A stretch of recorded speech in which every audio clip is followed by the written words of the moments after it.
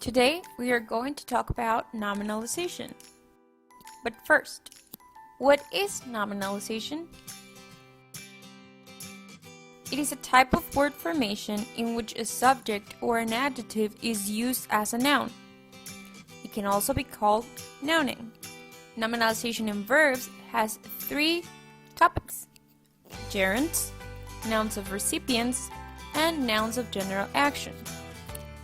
Nominalization in adjectives has three different endings to the word: ness, y, ans, and ins. The first of nominalization in verbs is gerunds. The most common and easy way to transform a verb into a noun is to transform it into a gerund. For example, walking is good for your health, or listening is an important aspect of any relationship. The second one is nouns of recipients. For verbs that become nouns to represent someone who is the recipient of an action, we often use the suffix "e". For example, there is one more interviewee waiting to be seen. The third one is nouns of general action. We can use a variety of different suffixes to describe an action in general. The most common of these are shone, shone, ans, meant, and ends. For example, thank you for the invitation. In conclusion, we shall see a spike of profits soon. Attendance is at an all-time low. I was surprised by my enjoyment of the play. Use the textbook as your reference if you're confused.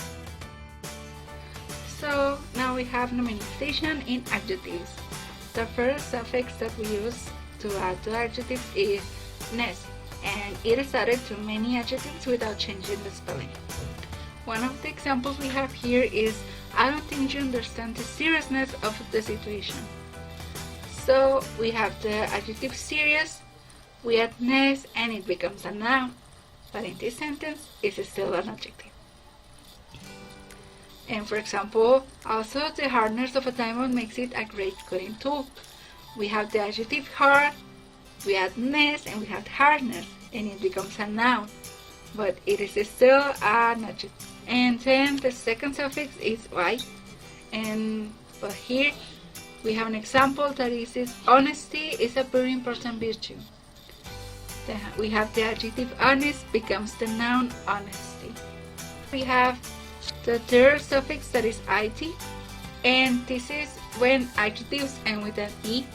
The suffix it is often used. Nonetheless, it is needed to drop out the letter e. For example, kindness is a rarity in this world. Here we have the adjective rare, we add it and it becomes a noun, but it's still an adjective in this sentence. And for example, when the word ends in blood, for example, we have to change le to il, as in this project is your responsibility from there. And then we have ans and ends. We often use the suffix ends for adjectives and a and t, as in this is of the utmost importance. The adjective important becomes the noun importance. And then we have your ignorance is astounding. The adjective ignorant becomes the noun ignorance. And finally we have why nominalization is important. There are two sides while using nominalization, good or bad.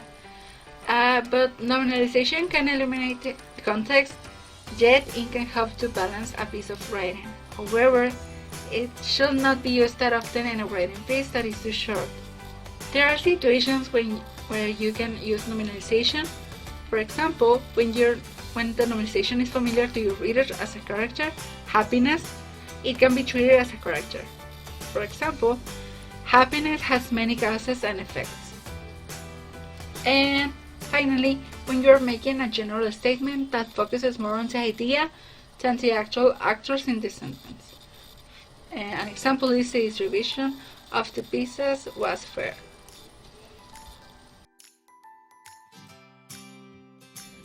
And that's all. Thanks for watching.